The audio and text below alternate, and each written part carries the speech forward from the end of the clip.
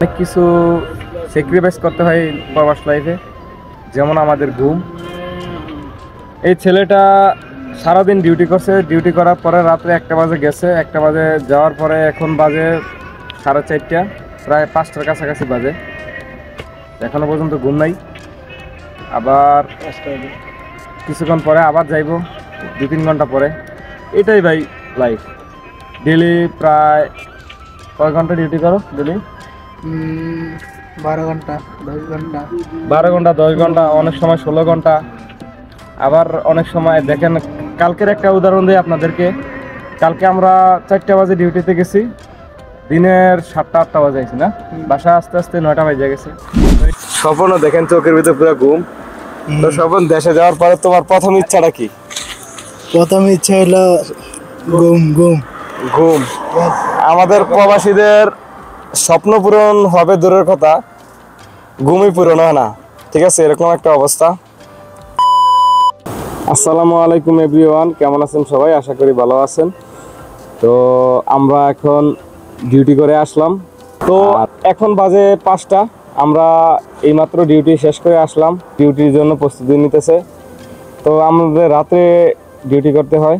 তো এই দেখেন স্বপন ডিউটি করে আইছে, এই যে জোয়েল ডিউটি করে আইছে। জোয়েল শরম পাইতেছে ক্যামেরার সামনে, আসতে পারতেছে না। তো প্রবাসীদের একটাই ইচ্ছা, দেশে যাইয়া খালি ঘুম দিব। স্বপন বন্ধু, কি অবস্থা? স্বপন দেশে যখন যাবে তখন খালি আলাতুল 7 দিন ঘুম দিবে না স্বপন? তো আমরা এখন একটা হোটেলের সামনে আছি, আমরা নাস্তা টাস্তা করবো, তারপর বাসা যায় আলাতুল ঘুম। গাইজ, ইদানিং এতটা ব্যস্ততার মধ্যে দিয়ে যাই, আপনাদের মাঝে আসার সুযোগ পাই না, ভিডিও করার সুযোগ পাই না। দেখেন রাত্রেবেলা ভিডিও করতেছি। তো আমার সাথে আছে আমার বন্ধু স্বপন।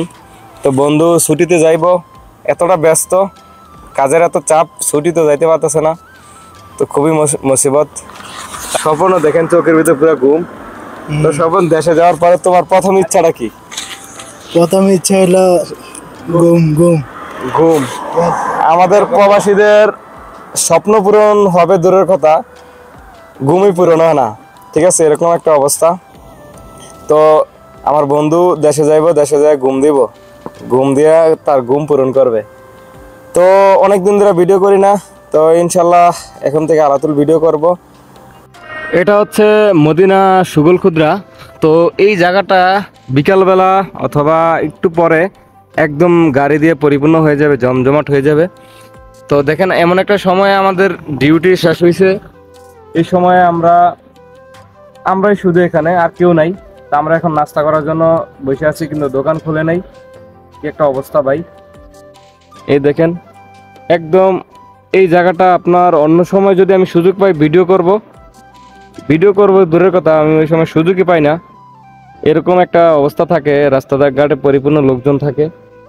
তো এখন কেউই নাই, শুধু এই 3টা বান্দা, আল্লাহর বান্দা, এই একটা আর আমি, এই 3জনই আমরা আছি।